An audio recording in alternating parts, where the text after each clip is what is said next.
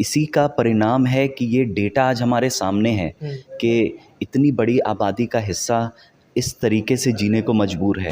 जब हम इस सत्य को अब जान रहे हैं तो उनको इस गरीबी से बाहर निकालने का हम अथक परिश्रम करें। हमारे समाज के पिछड़े और दबे कुचले लोगों को मुख्य धारा से जोड़ने में जो भी बन पड़ता है हमें वो करना चाहिए और ये एक बहुत अच्छी शुरुआत है। नमस्कार, मेरा नाम सानू झा है और आप लाइव सिटीज़ मधुबनी से देखना शुरू कर चुके हैं। हमारे साथ युवा राजद के प्रदेश महासचिव आसिफ सर हैं। लाइव सिटीज़ में स्वागत है सर। बहुत बहुत धन्यवाद आपका।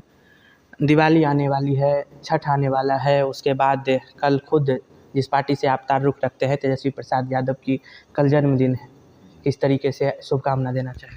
देखिए, आपके चैनल के माध्यम से मैं माननीय तेजस्वी यादव जी को जन्मदिन की बहुत बधाई देना चाहूँगा और कामना करूँगा कि वो इसी तरह बिहार के प्रदेश के लोगों के लिए काम करते रहें, निरंतर काम करते रहें और अथक परिश्रम वो करते रहें।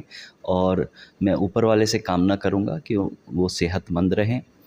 कल ही के दिन जातीय गणना का जो है, कल जो है वो जातीय गणना का आर्थिक सर्वे सामने रखा गया है।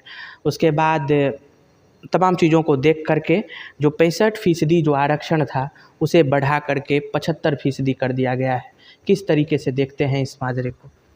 देखिए, अगर समाज के पिछड़े दबे कुचले तबके को अगर कहीं से कोई एडवांटेज मिल रहा है, मुझे लगता है हम सबको इसका वेलकम करना चाहिए, इसका स्वागत करना चाहिए और हमारे समाज के पिछड़े और दबे कुचले लोगों को मुख्य धारा से जोड़ने में जो भी बन पड़ता है हमें वो करना चाहिए और ये एक बहुत अच्छी शुरुआत है। क्या आपको नहीं लगता जिस तरीके से 65% अभी आरक्षण पहले था उसको 75% उसमें इजाद किया गया है, उसको एक्सपेंड किया गया है, उस हिसाब से विपक्ष का कहना है कि अगर सरकारी नौकरियों में इस तरह का व्यवस्था हुआ है तो चुनावों में भी इसका असर देखने को मिलना चाहिए, निकाय चुनाव में, पंचायत चुनाव में। हाँ, जैसा कि मैंने आपसे कहा कि एक बहुत ही पॉजिटिव शुरुआत है और आगे जाके इसे और भी क्षेत्रों में इसको विस्तार किया जाना चाहिए, मेरा ऐसा मानना है। आप ही के पार्टी से विधायक हैं फतेह बहादुर सिंह, इससे पहले दुर्गा पूजा हुई, वहाँ भी उन्होंने कहा था कि माँ दुर्गा काल्पनिक है। कल विधानसभा में, परसों विधानसभा में बोल रहे थे कि माँ दुर्गा काल्पनिक है, रामायण काल्पनिक है। ये सुप्रीम कोर्ट का स्टेटमेंट है, उन्होंने ऐसा कोट अनकोट किया है। किस तरीके से देखते हैं इस विवादित बयानों को?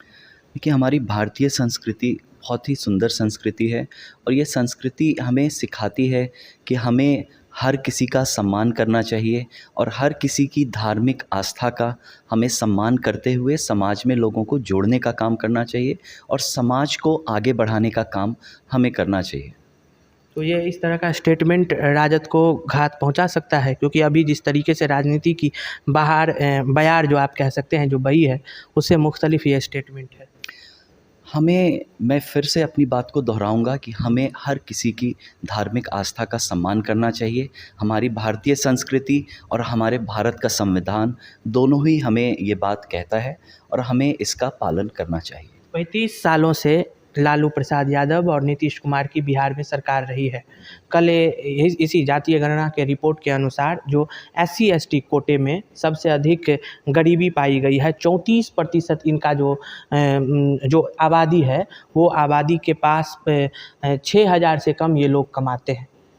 इस पे प्रश्न चिन्ह नहीं लग सकता है तेजस्वी प्रसाद पे भी, क्योंकि उनके पिताजी राज किए, उसके बाद नीतीश कुमार, ये क्या किए? आप बिहार में इस तरीके की बेरोजगारी, गरीबी, तो आप ही लोगों ने राज किया था।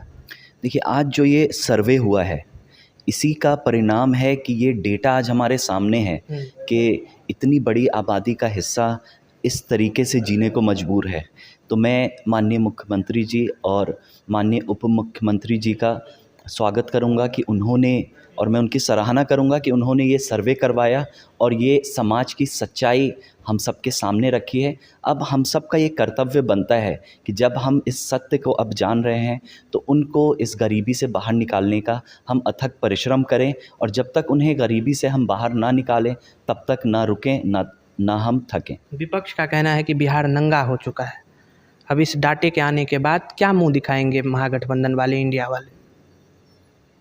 मैं इस बात से सहमत नहीं हूँ और मैं इस पे कोई कमेंट करना मुनासिब नहीं समझूंगा। आपको लगता है कि एक फैक्चुअल आंकड़ा आया है जिस हिसाब से आरक्षण का दायरा बढ़ाया गया है उस हिसाब से विकास होगा बिहार में? हाँ, इससे हमें इस सर्वे से हमें बहुत उम्मीदें हैं और हमें लगता है जो हमारे समाज का दबा और पिछड़ा तबका है उसको आवाज़ मिलेगी और उसको मुख्य धारा से जोड़ने में हमें इस डेटा की वजह से हमें बहुत आसानी होगी, बहुत सुविधा होगी और आने वाले समय में हम ये कार्य भली भांति कर पाएंगे। 5 राज्यों के चुनाव अभी होने को है। सीपीआई के मंच से नीतीश कुमार कहते हैं कि कांग्रेस को तो कुछ ध्यान ही नहीं है, कब सीट का बंटवारा करेंगे, ये 5 राज्यों के चुनाव में व्यस्त हैं और हम तो कांग्रेस को आगे ले जाना चाह रहे हैं। क्या आपको लगता है कि देरी हो रही है और विपक्ष आप लोगों पे यही तंज कर रहा है कि अब ठंडे बस्ते में सब कुछ चले गया? देखिए, मुझे लगता है इस सब्जेक्ट पे हमारे इंडिया गठबंधन के जो सीनियर लीडर हैं वो भली भांति समझ रहे हैं और जान रहे हैं कि उन्होंने कैसे अपना सीट शेयरिंग या कैंडिडेट सिलेक्शन करना है और ये बहुत जल्दी सबके सामने आ भी जाएगा। तो ये हमारे साथ राजद के प्रदेश महासचिव आसिफ सर थे। इन्होंने तमाम प्रश्नों का सिलसिलेवार ढंग से बड़े ही तार्किक तरीके से तमाम सवालों का जवाब दिया है। ऐसे ही तमाम छोटे बड़े खबरों को लाइव सिटीज़ पर देखते रहें। तत्काल के लिए दीजिए इजाज़त। नमस्कार, धन्यवाद।